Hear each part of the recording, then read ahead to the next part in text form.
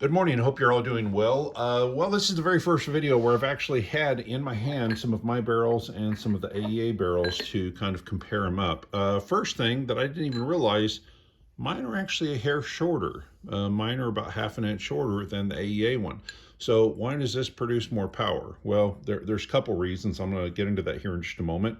But these barrels are done, and I'm going to have 20 sets of them go up this afternoon for pre-order. I'll be taking them in to get the coating done. They'll be done probably next Wednesday. The moment they're done, anybody who's pre-ordered, I'll ship them out. The reason I'm doing that is I'm going to have 21 sets. A couple are going out to people who do videos. I'll probably keep one this time. So there'll probably be 20 sets up, but I've probably had 50 people ask about them, and I can't think of any other way to do it. There's a change with this one. It has the same wrench lock that the other one had. Mine are still longer right there, which means the adapter is still necessary for the AEA brand one. But the biggie is this. Some of you already know exactly what that is. That is a screw-in choke. So Carlson brand Remington style chokes, Remington screw-in chokes. I'll put a little information on there about what to get. Any of those. It can be full choke, improved cylinder, whatever you want to do. You can choke it a little, you can choke it a lot. I couldn't even find my tool this morning. I put that in with a quarter. That's pretty much the standard if you're out in the field and you didn't bring the tool along. A quarter will put that in and take it out.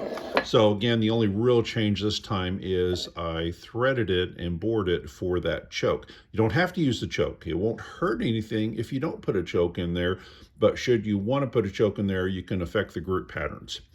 So why is mine a little more powerful? Let me get something white in behind there so you can kind of see what I'm talking about here.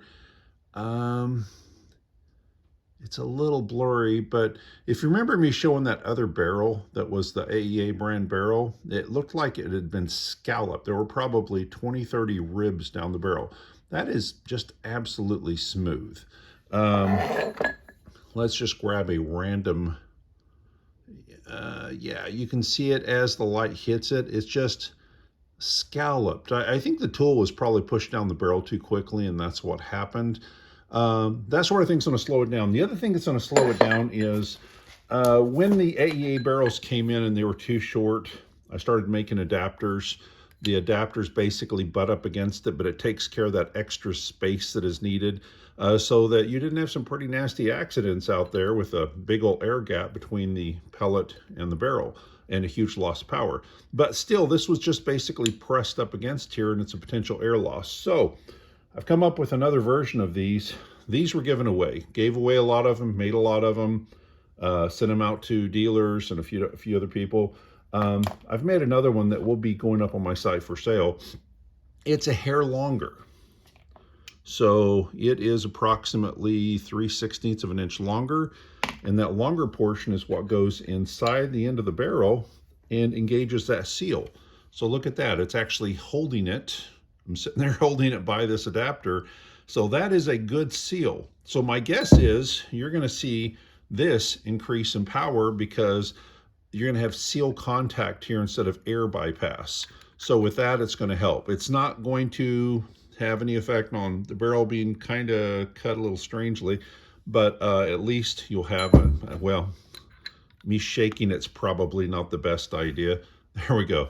So it'll take care of that. I've made 160 of them, I think. I think it's probably enough for now.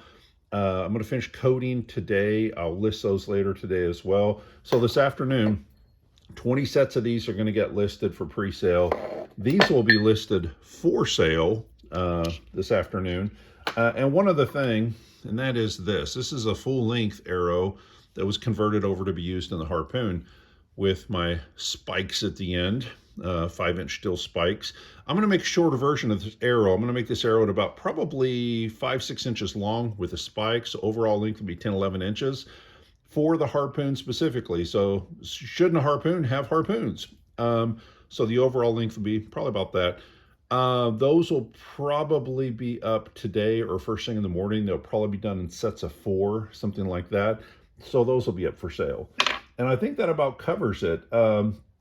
If you ended up with AEA barrels and you have no adapters, you need the adapter. It's a safety thing. You can't have that blank area right there. I have a few of these left, so if you find yourself owning an AEA one with these barrels, these shorter barrels, and need this adapter, I think I have about a dozen left. Let me know. I'd be happy to send you a couple. You'll need to cover shipping or buy something and I'll toss it in with your order. These, which put a little more thought into, a little bit longer, seal contact area. These will go up for sale in sets of 2. They'll probably be about 20 bucks each, something like that. They'll have the new O-ring in it. So that's what actually makes contact with the cartridge. So you have a seal at the cartridge, you have the seal at the barrel. I think it'll increase power a little bit, because if you saw the Macabre Speed video, my barrels were putting out about 50 foot-pounds of energy more than the AEA barrels, pretty much across the board with all this testing.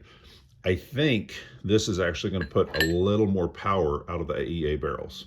So anyway, that's about all I got this morning. I hope you all have a good day. Take care.